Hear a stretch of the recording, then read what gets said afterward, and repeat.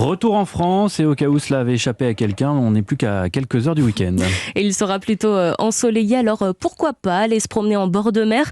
Alors vous pouvez garder le maillot de bain, mais oubliez les tongs, prenez plutôt des chaussures de randonnée car nos côtes viennent de gagner 3000 km. Elles ont été recalculées grâce à un nouvel outil ultra précis, son nom LIM-TM. Caroline Baudry.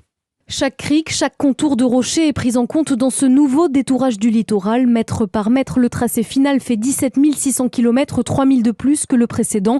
Aucune conséquence sur la taille du domaine maritime de la France, précise Christian Buchet, le directeur du Centre d'études de la mer de l'Institut catholique de Paris.